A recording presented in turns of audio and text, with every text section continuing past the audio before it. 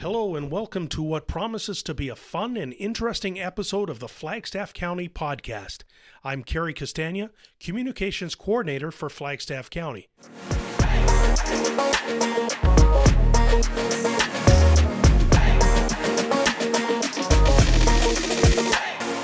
You're listening to the official podcast of Flagstaff County. All right, so I am joined today by Flagstaff County Agricultural Foreman Matthew Pfeffer. Welcome, Matthew.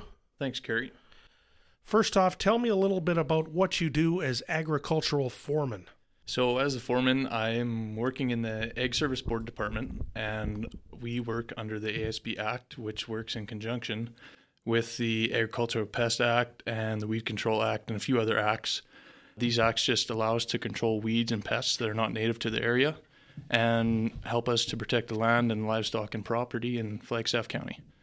We help organize and advise with weed control and pest control in the county, as well as some water and soil conservation programs.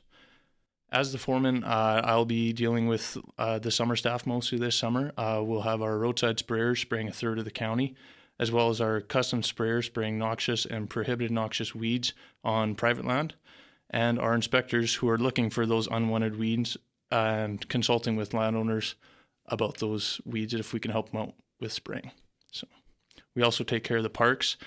We have Fish Lake Campground, Daysland Campground, Diplomat Trout Pond, and the two hamlets, Galahad and Strom, that we have a parks crew to help mow and keep care of the campgrounds. So it's going to be a busy summer.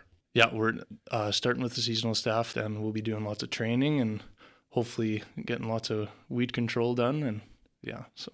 You studied crop technology at Lakeland College. That obviously comes in handy for you these days, Matthew. Can you talk a little bit about your schooling? So I started in 2020, and it was a 2-year program. I was in the crop technology program, and it was a lot to do with agricultural production. And I actually did have a whole class on weeds within Alberta and other provinces. So that was a big help when coming here to deal with lots of prohibited noxious weeds. So that was nice to have. And yeah, so. All right. So I actually wanted to talk to you a little bit about your hockey career. You're a 6'2", 240-pound defenseman. And a few weeks back, you played your final game with the Killam Wheat Kings Junior B Hockey Club. Now, how was that for you? It was upsetting, last game of the season. It's hard to think about when you're in the game because, you're trying to do everything you can to win, but sometimes it just doesn't work out. And once that really hits you that you're done, it's really heartbreaking. So, yeah, it was hard. As soon as that buzzer rings and the game's over, it's like, wow, that was it for me. So, yeah, it was hard for sure. Yeah, it's really a cliche, but it really does go by in a blink of an eye. Yeah. So. Now, were you happy with how the season went for you individually? Yeah, actually, this season was really good for me. This was my third season with the Wheat Kings. So my first season was the COVID year. So actually, we only played 2 regular season games. But that was nice because we were undefeated because we won both. The second season I played with them, I got injured playing volleyball in early November. So I was out for, I think it was 15 games in the regular season. So it was tough to come back and go pretty well right into playoffs. And then I had a concussion at the end of the year too. So that put me off for a while too. But then, my third season, I was healthy through the whole season. So it was great. It was a lot of fun. And you had to play the whole year. Yeah. So were you happy with your play and your contributions to the Wheat Kings defensive core? I think so, yeah. Being one of the older guys, it was nice to be able to talk to the young guys, give them some guidance and some improvements on their play and, just be part of the team is some leadership. Have some leadership for sure, yeah. Now, it was a pretty positive year for the team. How would you say the season went? I mean, I guess it kind of ended up with a disappointment.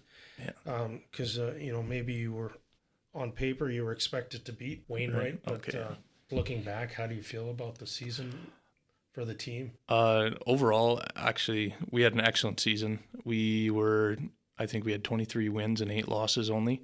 The start of the season was a little shaky because we had 5 wins straight going in, and then we had 5 straight losses. So we were right in the middle of the pack of the division. So it was kind of tough at the start, but then once we got going, lots of the guys in our team had been playing together for years, so we had some good chemistry, and it brought us back. And yeah, we only lost 1 game after Christmas time. So yeah. Yeah, you finished pretty strong. Yeah. Yeah, so now take me to the beginning. What are some of your earliest hockey memories? Early hockey memories.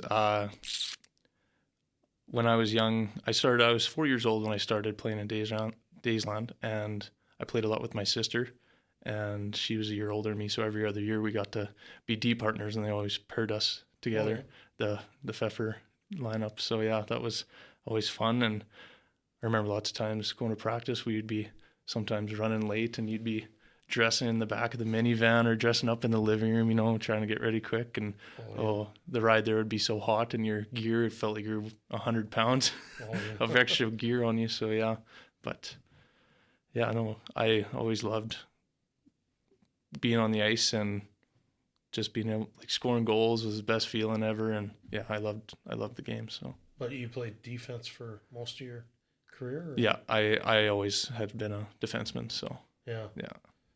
So who were some of your NHL idols growing up? When I was young, names that come to mind would be Shea Weber or Drew Doughty and PK Subban. They were guys that I liked to watch because they kind of played like me, big shots from the point and whatever. And so I really looked up to that and tried to focus my game around how they played. And lots when I was young, Dad would always turn on the NHL games on the TV and tell me to watch and learn how they play. 'Cause best of the best, they know what they're doing. So yeah, so you could kind of emulate. Yeah, exactly. Yeah. So now I understand you had the opportunity to skate with former Oiler Caleb Jones. How did that come about? That was back in 2015, I believe. 2016. Sorry, I was 16 years old, and I got invited to the Portland Winterhawks main camp in Portland. So I got to fly out there for the week and skate with them. And at the time, Caleb Jones did play for the Winterhawks, so I got to skate when he was on the ice, and it was really cool. It was a neat experience to see how fast-paced they were and how many talented guys were out there. It was great, and yeah, I'll never forget that. Any other big names that were there? No, not that I can think of. But yeah, that must be quite the experience. Yeah, it was awesome. Yeah. Wow. So where else has hockey taken you? Well, when I played in Camrose, I played AA Vikings and AAA Red Wings in Camrose, and that was through high school. And during that time, I got some invites to junior A camps in Alberta, so I went to lots of camps during high school, and never did end up making any. But after high school, when I graduated, I decided to give junior A one last shot. So I went to a few camps in Alberta, and I went to a camp in Saskatchewan as well, in Melfort, and they didn't work out. So I went to a camp in BC, a junior A camp in Trail, BC, for the Trail Smoke Eaters. And actually at that time, there was another NHL player now. His name is Kent Johnson. He plays for the Columbus Blue Jackets. Oh. And he was playing for them at the time, so that was cool to go there. And same thing, it was really fast-paced and really talented guys. It was really a cool experience. So, and after that, I decided to change route and go to Junior B, and I had some offers from a few Junior B teams in the KAJHL, which is one of the Junior B leagues in BC. So, and I went with Castlegar because it was 15 minutes from Trail. So I ripped home and got all my stuff packed up in my truck and took the 10-hour drive to Castlegar from home. Oh yeah. So yeah. And then tried out for the team, or they had a spot on the team for me already. They had offered me a spot, so I accepted it. And yeah. Huh. So now, what's the plan for the future? Are you going to play senior hockey, or? Yeah. As much as I thought I wouldn't miss hockey, I am already missing the game. So will we see you in a Sedgwick Sabres uniform next year? It's pretty high possibility. Well, that'll be awesome. Yeah. So, besides being a formidable force on the ice, you've also proven yourself in the swimming pool. You were a member of the Killam Cyclone Swim Club for several years in the Alberta Summer Swimming Association, and brought home 4 medals from provincials one year, including gold, a provincial championship, in the 100-meter freestyle. The freestyle event was no doubt your strongest then. Yeah, it was. Yeah, that was one of my better races. I was always in the sprints, so that was my area of expertise. Like, So, what are some of your memories from provincials and even, through your time with the Cyclones? Memories of swimming. There was lots of early mornings. A lot of early mornings. You'd be getting up at 4 a.m. to head to, maybe Pinoca or Provost or wherever it was to get to that early practice swim, and then you had the whole day. We'd sit in the arena in our tents and wait for our swims, and you'd spend the whole day with your friends hanging out until you had to swim, and it took whatever it was, 2 minutes to be over and done with it, and then had the rest of the day, depending how many races you had during the day. But yeah. Now, when did you start swimming, and why did you start swimming?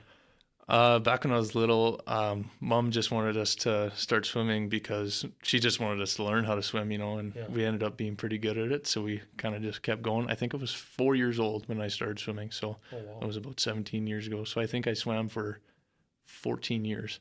Oh, wow. So yeah. Yeah, and it's a great life skill that you can do for the rest of your life. Oh, for sure. Yeah. Yeah. Any other memories that stick out for you? Other than that, in provincials, I can remember just how nerve-wracking it was to be there. It was hundreds of kids were there, and being called up to go to your race was pretty scary, and the nerves really got to you. But as soon as you hit that water, that ice cold water, it just made you want to get out as quick as possible. So yeah. So, and that was at the Kinsman in Edmonton, right? Yeah, it was. Yeah. So do you still swim much now? Actually, I haven't been to the pool in quite a while. No, it's been a few years. So. Oh yeah. Do you miss it? Do you want to? Part of me wishes, I'd like to go back and even do morning swims or something like that. Just kind of. Well, I don't know if there's anything else I'm forgetting to ask you, or I think we covered hockey and swimming. I don't know if you had any other sports that you were really into, but those were kind of the main ones. Yeah. I played a little bit of basketball and volleyball in high school, and I did some badminton and cross country and stuff like that too. But hockey and swimming were the main ones. So yeah. All right. Well, thank you so much for your time, Matthew. I appreciate it. Yeah. Thank you. All right. You take care. Thanks.